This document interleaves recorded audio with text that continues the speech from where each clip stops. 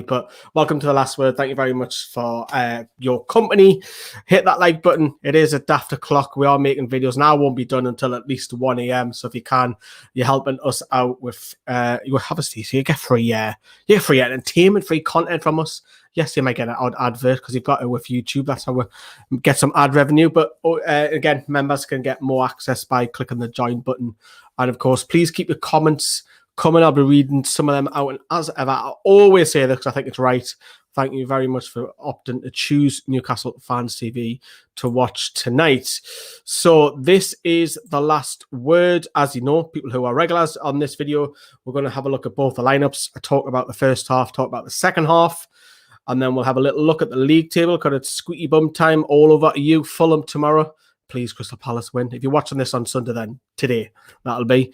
And then obviously we've got reaction from Lascelles and Bruce. And then we've also got Sam's reaction as well to basically where we go from here. Is injuries a concern and what have you. But yeah, let's have a look at what you're saying in the comments as well. Ollie has thought the performance was good. However, we seem to drop off in the 10-15 minute spells. Needs to be consistent though throughout the 90 minutes next Sunday because obviously we've got West Brom. And Jason just said, can't underestimate Fat Sam next weekend. I'm not sure we have ever beaten Big Sam or Fat Sam since Ashley's fired him. Correct me if I am wrong, says Jason as well. Should have won, to be fair, says Thomas. And also still wondering if you plan to talk to Joe about Joe Joyce's situation at the academy. Yes, over on NFTV Extra, I'll be doing an under 23 update, which includes the women side of things as well. But yes, if you're not subscribed, please do. That'll be on the next, probably within a week.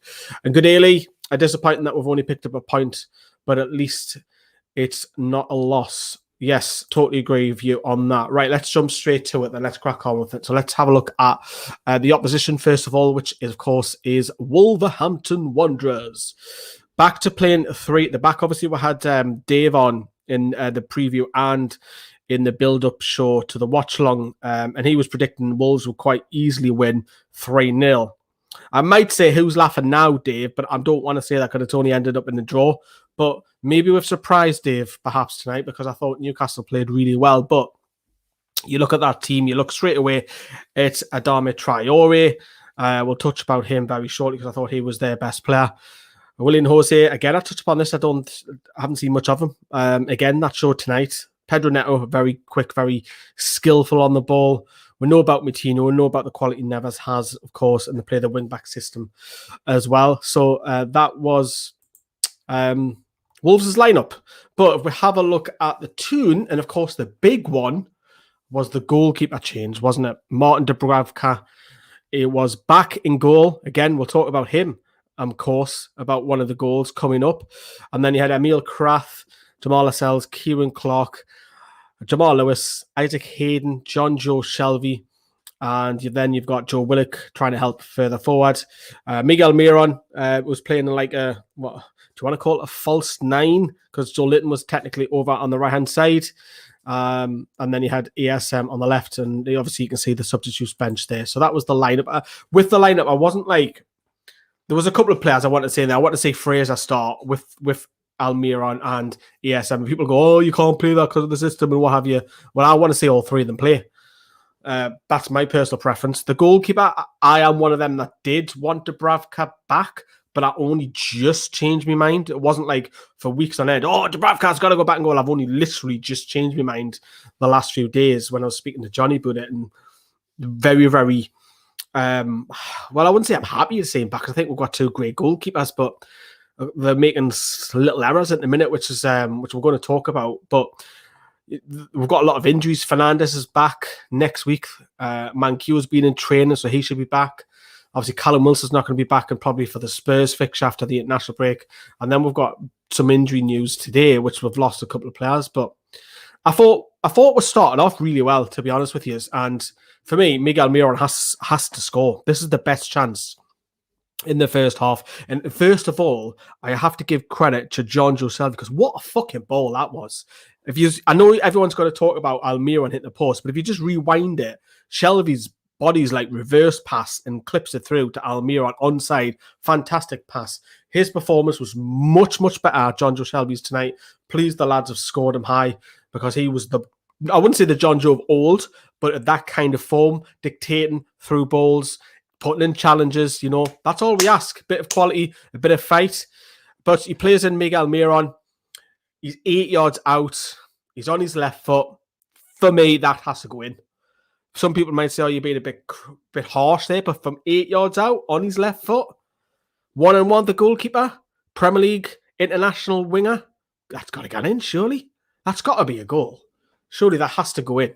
It's got to for me. So we hit the post, but the first half kind of became the ASM versus Traore show, because ASM was going past players. I mean, he tormented Semedo. He's another one that we talked about, Semedo, in the preview and in the build-up to the watch-along, that defensively he's poor, and he couldn't cope with ASM.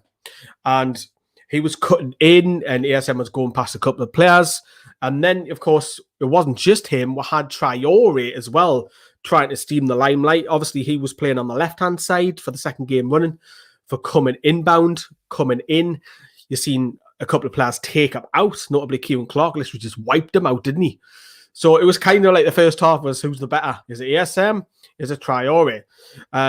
Look at that debate out there. Traore, for me, hasn't been as good as what he was last season. Obviously, it's been documented. He hasn't got any goals, hasn't got any assists, but obviously he shot against the woodwork against Leeds the previous game, which hit the goalkeeper's back of his head. He still can't even get that, so maybe it's a little bit unjustified, perhaps. But another chance in that first half is it's got to be the Willock one. Obviously, it's ASM that you see pictured, but ASM's offside when he puts it in the back of the net. However, it's great build-up play, and we did have a lot of fantastic build-up play tonight. Probably some of the nicest build-up play that we've played for a long, long time. But the final third, the cutting edge, where you need like a Callum Wilson. Unfortunately, you can say that. You can say that. But in hindsight, he's not there. So you've got to forget about it. We just haven't got that end quality. When the ball is then ISM trickery, and then he cuts it back to Willock. Willock, again, for me, he's 8 yards out. A goal-scoring midfielder, that's got to go in the back of the net. And I also feel that Willock's shot was too close to Rui Patricio. And then it comes out to ASM, and he scores. And it was obviously given as offside, rightly so. He was offside, but it was promising. It was promising, all of this. And I thought to myself, you know, the worry was going in that second half, is that going to be the same Newcastle team that comes out? Or you know what it's like? You get the lads in the dressing room, you give them a rollicking, you come out with a different side. That's what I was thinking with Wolves.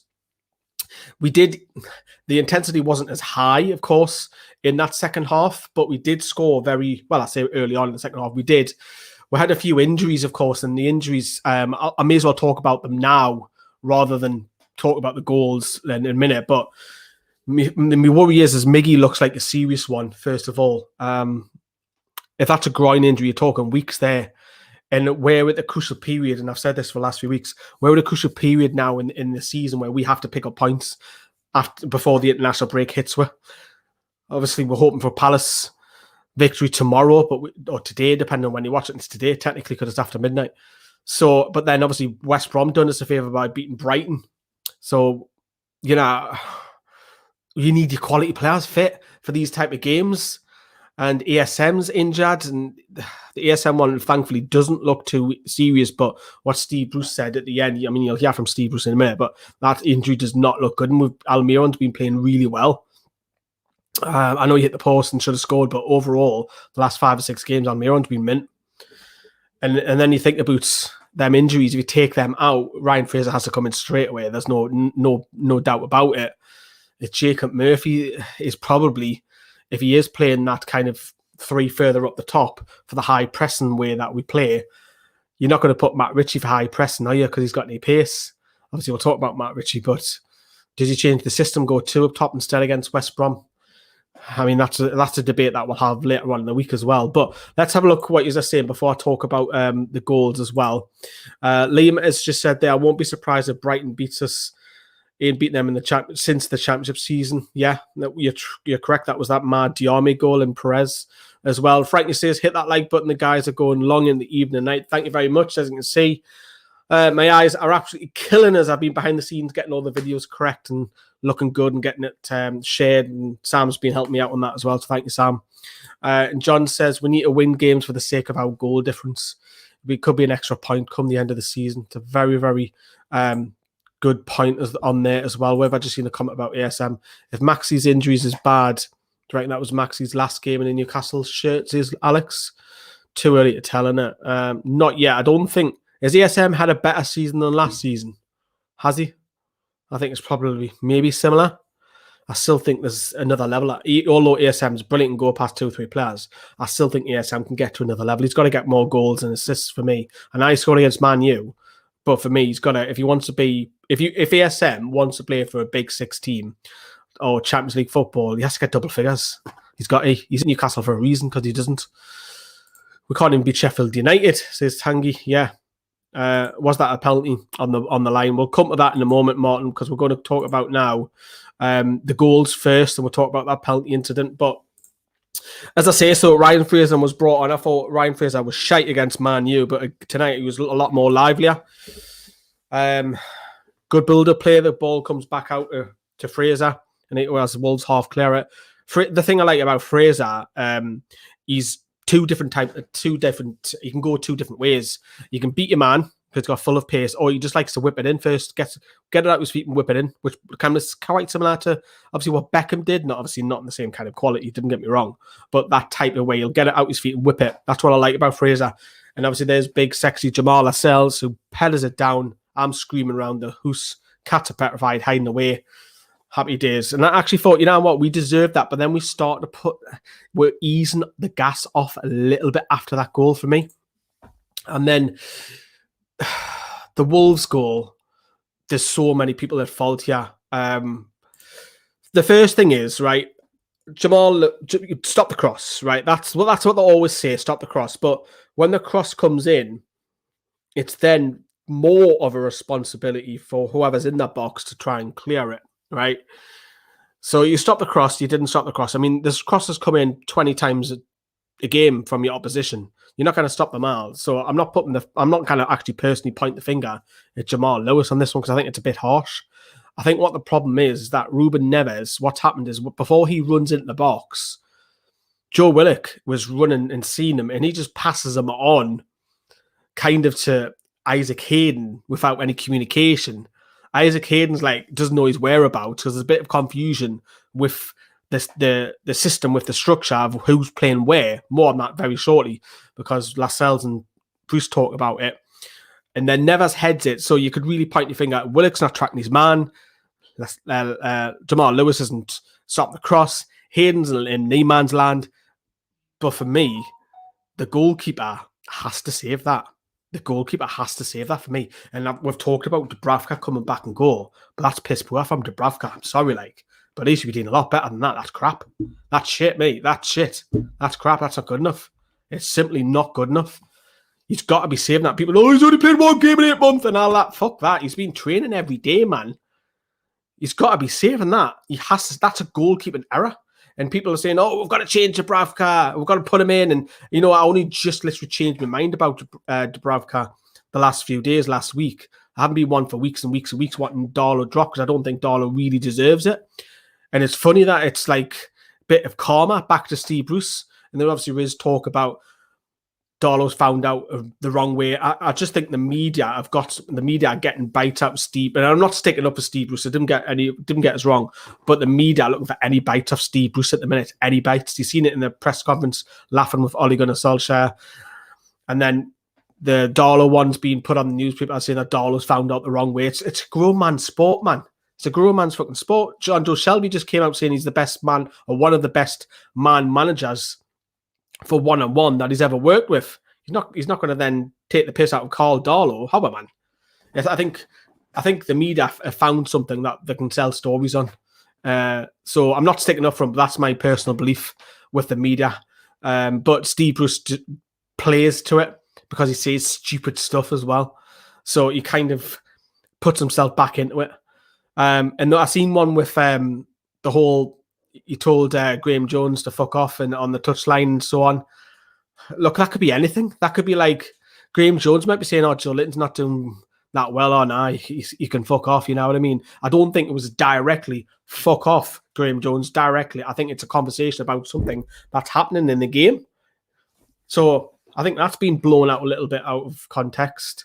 But I think, like I say, everyone's jumping on everything because it's all negative at the moment. But that goal, I'll go back to that because I'm going off topic. That goal should have been prevented by several people. Several. So that was disappointing. However, the next bit of play, Dubravka redeems himself.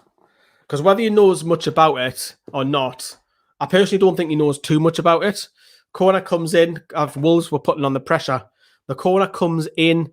Substitute Fabio Silva. It's not a forceful header, but the goalkeeper is there. He kind of get a hand to it and he pushes it onto the bar. And if you actually look, when it hits the bar and comes out, go back and have a look at the replay. Kieran Clark actually celebrates. Have a look at it. If you haven't seen it, go back and watch it. If you've got any match of the day recorded, any of Sky Sports, go back. When it hits the bar and drops out, Kieran Clark is doing a come on! Like his fist clumps together that it's hit the bar. It's quite fascinating that. It kind of tells you like the mindset of Newcastle that Kieran Clark's buzzing that it didn't go. I mean, you don't normally see it, do you? So interesting that. I mean, Kieran Clark's his heart in the right place.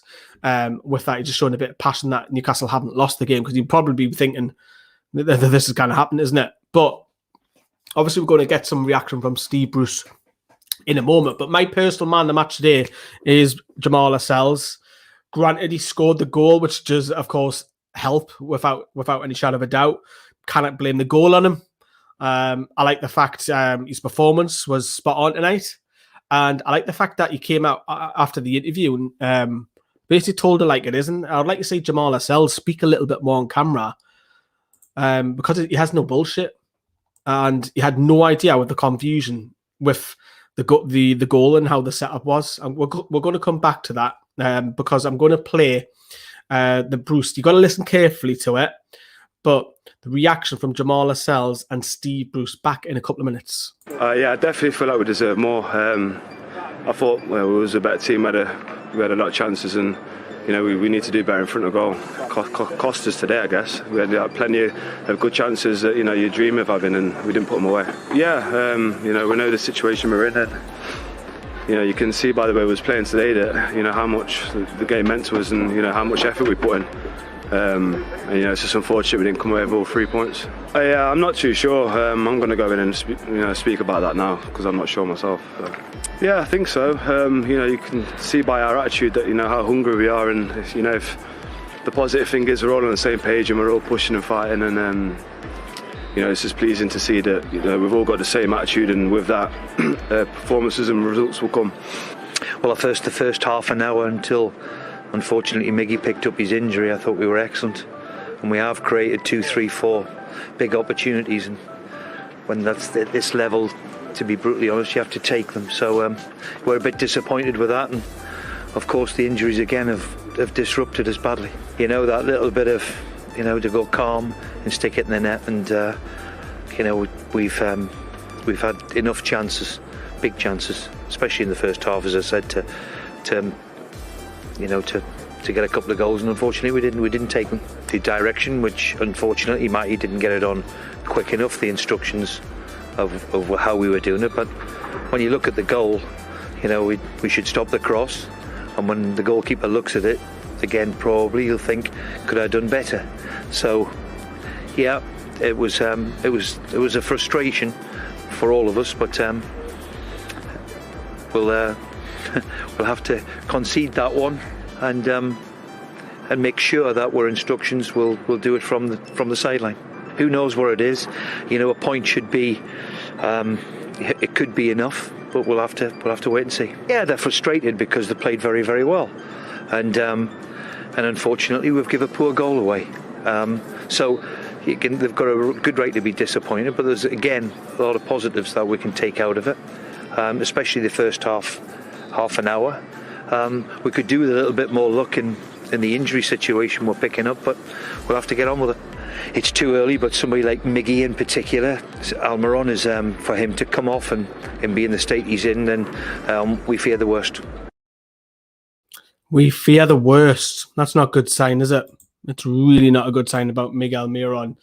Now, did you hear that bit? Because what I've actually done for you is because I'm nice like that, I've actually condensed that clip down further to just when Jamaal Lascelles talks about that incident when Matt Ritchie comes on, and I've also put together the Bruce bit.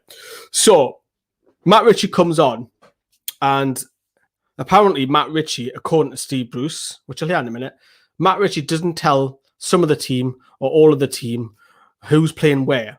And if you also look at Chris Woff's personal Twitter account, he's trying to guess which players are playing in which position, because is Hayden playing at centre-back? Is Hayden playing at right-back? Is Murphy just ahead of him? Because then there was at one point, it was Matt Ritchie ahead of him. It was like two wingers and a right-back there. It was a bit of confusion, which obviously affected the goal. So I'm going to play it again, and I've condensed that right down because there's a clear lack of communication, which has cost a goal. Have a listen. I'm not too sure. I'm going to go in and speak about that now because I'm not sure myself. The direction, which unfortunately Matty didn't get it on quick enough, the instructions of how we were doing it. But when you look at the goal, we should stop the cross. And when the goalkeeper looks at it, again, probably he'll think, could I have done better? So, yeah, it was a frustration for all of us, but we'll have to concede that one and make sure that our instructions will do it from the sideline. Interesting. Jamaal Lascelles came out and spoke to Sky Sports. He had no idea. He's got no idea. So you heard him say there, I'm going to go in the dressing room to find out. I mean, what the fuck is going on? I mean, that is just diabolical. The stuff with Graham Jones on the touchline telling him to fuck off, I think that's nothing in it. I don't think that's got nothing in it. So I'm going to squash that now in that. But with this, it's clear the captain has no idea what shape or who's playing where, what formation. And then we've conceded a fucking goal.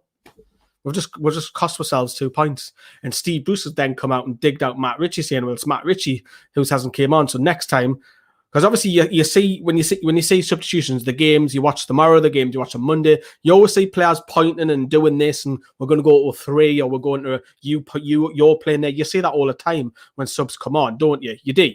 But Steve Bruce has totally got that wrong because he has to take the flak. He's the management. So whether Matt Ritchie's a professional, right? You would never think Matt Ritchie would deliberately go out and not tell some of the team or his captain or whoever what shape we're playing.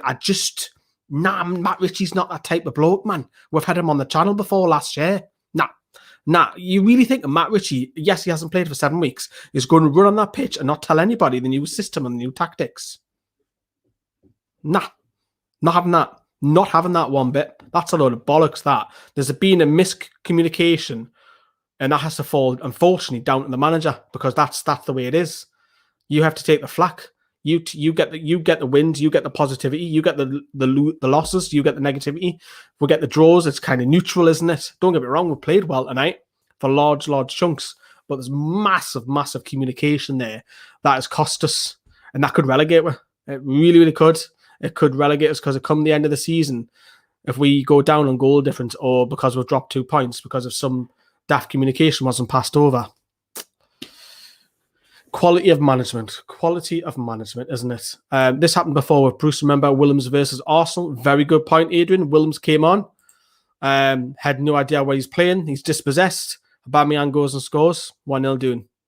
Black and White Cat makes an appearance. Well done. You're famous. Well done. Have a sniff of the sofa. So let's have a look at the league table before we hear from Sam. Let us know what you think of that. If you're watching the rerun, comment in it. Get your comment section going. The league table at the moment. So this is how we stand. I mean, I can't get out of that miscommunication. I'm sorry. I can't get out of that. So we all eyes on Fulham later on today. In it, we're going to be massive Crystal Palace fans. Ideally, Palace can win. That's a 4-point cushion because Fulham have got a much better goal difference. A draw keeps you where you are, so we haven't really pulled away. It's just Brighton are sucked right into it if Fulham win. Obviously, we are in as well, but Brighton losing at West Brom is a huge. They would have banked on that. I know there's a lot of controversy with Lee Mason, who was shocking today. And to be honest, no problems with Mike Dean tonight, except, which I haven't forgotten about, is the goal line clearance, which I'm going to come on to. I have not forgotten about it. But we all eyes on Fulham tomorrow. What did they do against Palace? The thing is, you didn't know what side Palace comes out, because Palace can be fantastic to watch with all the front players, but then they can also be shocking in defence as well. So we'll have to keep an eye on that one. That's the league table for you. But yeah, the last incident I want to talk about before I bring Sam in is, of course, that goal line clearance. So Murphy does fucking mint on that right-hand side, pulls it back, and people are giving Joe Litton stick. Fucking hell, man. Give the lad a bit. I mean, we are criticising him on this channel. He did fuck all wrong. Did fuck all wrong on that chance. He beats the goalkeeper. And then I think Roman Saiz has got no idea about it because he's like, his body's like the ball comes to him like this, half on his body. Saiz is just clever. He runs on the line. Joe Litton beats the goalkeeper. That's a goal. And Saiz, I think he just hits him, fortunately, and he hits him there. But is that handball? Because if he puts his arm up, it hits his chest. There's no doubt about it. It's harsh if you give it a penalty. Look, I would love to have it as a penalty. I actually think that's really harsh if you give that. So I actually think Mike Dean actually got that right. And I hate saying that. I don't actually think it's a penalty. I don't. Because it literally just hits him there. And he's not even looking at the ball. And if he lifts his arm up, it's just underneath his armpit. It's not a penalty for me. And I can't believe I'm saying that. It's Mike Dean I actually think Mike Dean had a good game today. I really do. Right, okay, last one before I read out some of your comments is Mr. Mulliner has sent in his clip. He has his reaction to the game. What a frustrating night tonight was for Newcastle. How we did not win that game, I do not know. It's all eyes on Fulham now tomorrow. We need Crystal Palace to do us a favour. It could go either way. It's going to be an uncomfortable watch. Tonight would have eased a lot of pressure going into that West Brom game, because now as we go into that West Brom game, there is going to be masses of pressure. How long is Miggy going to be out for? How long is ASM going to be out for? Such a frustrating evening, but again, now we're relying on Fulham to drop points and maintain a gap. It's going to be a real uncomfortable few weeks for us. It's a shame where we're at, because we shouldn't have to be relying on other teams to not win or to just out and out lose. But when you're down there scrapping in a relegation fight, then so be it. None of us want to go down. None of us want another season in the Championship. But fingers crossed, Crystal Palace can do us a favour. And West Brom now next Sunday is absolutely huge. Fingers crossed again. Back to you, Lee. Thank you very much, Sam. I just want to bring up that comment as well, Tanguy. So I'm talking about Joe Litton for the shot, not his performance, just his shot, where because he beats the goalkeeper to goal if Saiz isn't on the line. That's what I'm talking about. Not his overall performance or how long, whatever he's been at Newcastle. Just that very moment, you cannot criticise Joe Litton because it's a fucking goal if Saiz is not standing on the line. I think he's got a lot of stick on tonight on Twitter for not putting that away. He's beat the fucking goalkeeper. Madness. 2 wins in 17 is absolutely shite, Joel. It's absolute crap. It's relegation form. Do you think this point will be one grateful for the end of the season? 2 points, that could have been the difference. It could relegate with Ed. It could really, really relegate with. And do you think these constant injury problems need to partly go down to Bruce? We never had frequent injuries under Rafa. Rafa was very safe, if you remember. If it was a slight niggle, Rafa wouldn't play them in the game, whereas Bruce will. So, for example, our star player, would you say, is probably Wilson? If Wilson had a niggle, he wouldn't play him the next game. Rafa was super, super cautious. The only player that played through the pain barrier whilst Rafa was at the helm was Jamaal Lascelles. He played with an injury, a long hernia standing problem for about 6 months, if I recall as well. He's lost the dressing room, says Matthew. And no decent sub-striker will be a miss. Also, if ASM and Almir are not injured, then where's the creativity? Exactly. That's where Fraser will probably come in, but who else is that? And also, Joe Litton was woeful. Should have took those chances, but I dare to say, had Wilson took them, he would have scored, says Lee. Yeah, but my point is that Joe Litton had his shot on target. He beat the goalkeeper. What more can you ask him to do? There's a defender who stands on the line, who hits him, who has nothing, doesn't have doubt about it. What's Joe Litton got to do better there? I think he's getting a lot of stick for that, and he doesn't deserve that. His performances have been shit, and he's a shit player. But for that one opportunity, fuck me, he gets on target, he beats the goalkeeper. I think it's fucking the criticism he's got just for that chance is bang out of order. Even though he's not a great footballer, I think, how man, he's beat the goalkeeper. Fucking hell, man. What more do you want him to do? You know what I mean? Score, says Alan as well. People need to stop blaming Joe Litton. He did nothing wrong today. Joe Litton is playing in the top league. He got to score these. He did score because the defender, if he's not there, he scores. So he hits him. That's my argument. I don't know what else what Joe Litton can do. He beats the goalkeeper to goal. Gunsai Easton has fuck all about it. Just hits him. I think it's incredibly harsh. He's come a scapegoat, and because he's a scapegoat, he gets blamed for that. That Joe Litton does everything right. He beats the goalkeeper into goal. It's just unfortunate that there's a defender who doesn't know nothing about it on the line. Thought Joe Litton was better games tonight, says Ollie. And I feel sorry for Joe Litton. Consistently played out of position under a terrible manager. Look, Joe Litton shite. He's a shite footballer. He is. He's a shite footballer. We'll move on, says Ryan. We will, Ryan. We will. That is it. That is a wrap. We have another video tomorrow for you. I shall tell you because it is late as well. Alex has put in a nice comment there. Appreciate the grind you do a lot on this channel, especially. It makes me feel more connected to a great fan base. Thank you very much, Alex. 1:15 in the morning. We've been going since 7 p.m. I am knackered. I'm not going to lie. If you can, hit that like button. That would be fantastic. Alan said the simple thing is Lee should not be on the pitch. Totally agree with Alan. I will not disagree on that. Thank you very much, Martin, for all of your interaction in the live chat. That is massively appreciated as well. Go and get some sleep, mate. Yes, I do need some sleep, so hit that like button if you can help it out. Cheers, everyone. We've got Paul Ferris on tomorrow. Who's Paul Ferris? Well, he's the one who was at Newcastle in the 80s, and he was also with the coaching staff for over 10 years. He's got loads of stories. He's on the He's on the Greenwood Mulliner Show. Stay tuned for that. Watch what is a day. Take care, everyone. Bye-bye.